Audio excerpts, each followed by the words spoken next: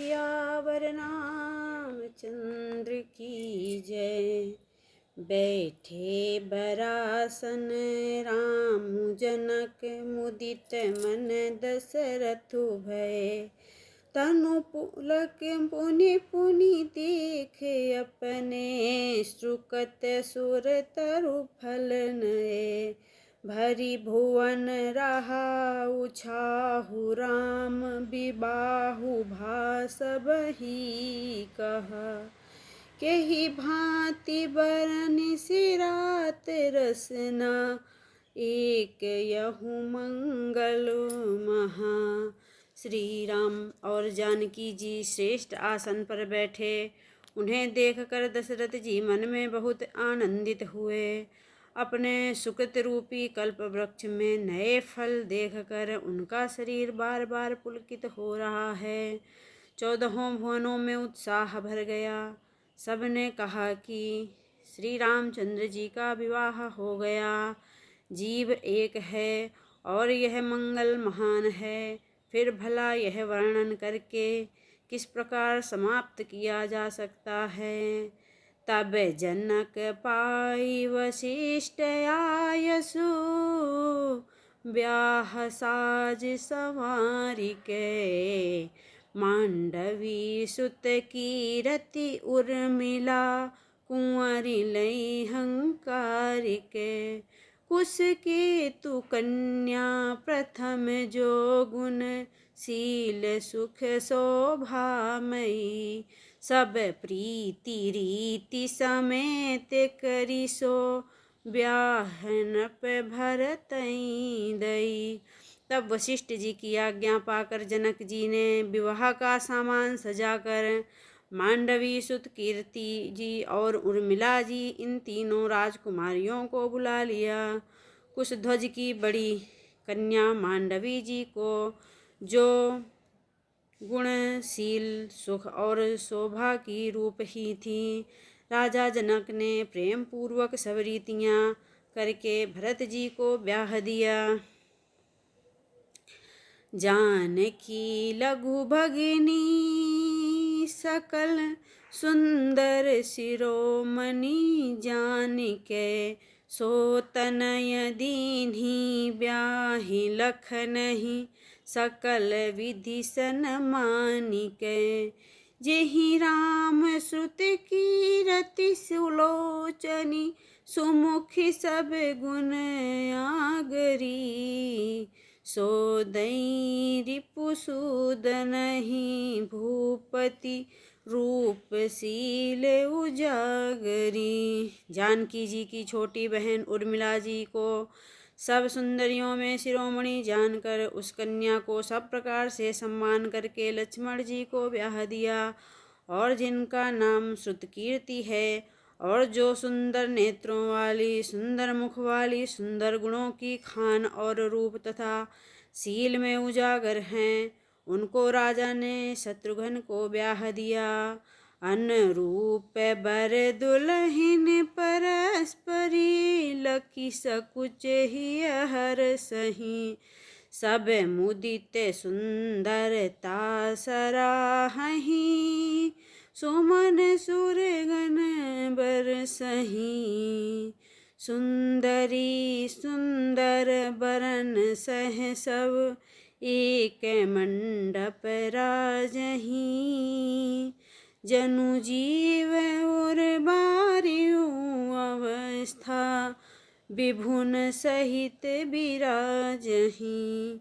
दूल्हे और दुल्हन में परस्पर अपने अपने अनुरूप जोड़ी को देखकर सकुचते हुए हृदय में हर्षित हो रही हैं। सब लोग प्रसन्न होकर उनकी सुंदरता की सराहना करते हैं तथा देवगण फूल बरसा रहे हैं।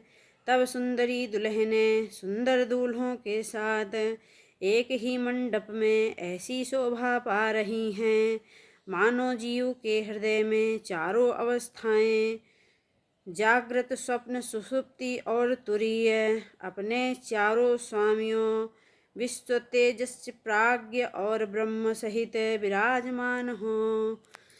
सीताराम जय सीताराम। राधे श्याम जय राधे श्याम, सीताराम जय सीताराम, राधे श्याम जय राधे श्याम। मुदित अवधपति सकल सुत, बंधुन समेत निहार, जनु पाए महिपाल मणि, क्रियन सहित फल चारि, सियावर रामचंद्र की जय। सब पुत्रों को बहुओं सहित देख कर अवध नरेश दशरथ जी ऐसे आनंदित हैं, मानो वे राजाओं के शिरोमणि क्रियाओं, यज्ञ क्रिया, श्राद्ध क्रिया, योग क्रिया और ज्ञान क्रिया सहित चारों फल अर्थ धर्म काम और मोक्ष पा गए हों। जसि रघुबीर ब्याहि विधि बरनी, सकल कुंवर ब्याहे तेहि करनी, कहीं न जाई कछु दाइज भूरी, राहा कनक मणि मंडप पूरी। श्री रामचंद्र जी के विवाह की जैसी विधि वर्णन की गई, उसी रीति से सब राजकुमार विवाहे गए। दहेज की अधिकता कुछ कहीं नहीं जाती, सारा मंडप सोने और मणियों से भरा हुआ है। कंबल बसन विचित्र पटोरे, भांति भांति बहुमूल न थोरे, गजरथ तुरग दास अरुदासी, धेनु अलंकृत काम दुहासी। बहुत से कंबल वस्त्र और भांति भांति के विचित्र रेशमी कपड़े जो थोड़ी कीमत के न थे अर्थात बहुमूल्य थे, तथा हाथी रथ घोड़े दास दासियां और गहनों से सजी हुई कामधेनु सरीखी गायें, वस्तु अनेक करई किमि लेखा, कहीं न जाई जानहि जिनि देखा। लोक लोक पाल अवलोक सिरहाने, लीन अवधपति सब सुख मानो। अनेकों वस्तुएं हैं जिनकी गिनती कैसे की जाए, उनका वर्णन नहीं किया जा सकता। जिन्होंने देखा है वही जानते हैं, उन्हें देखकर लोकपाल भी सिहा गए। अवधराज दशरथ जी ने सुख मानकर प्रसन्नचित से सब कुछ ग्रहण किया।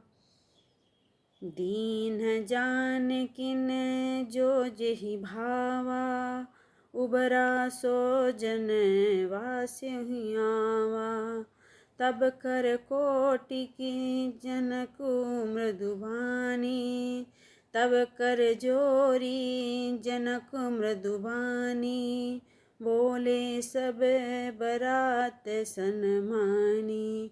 उन्होंने वह दहेज का सामान याचकों को जो जिसे अच्छा लगा दे दिया। जो बच रहा था वह जनवासे में चला गया। तब जनक जी ने हाथ जोड़कर सारी बारात का सम्मान करते हुए कोमल वाणी से बोले।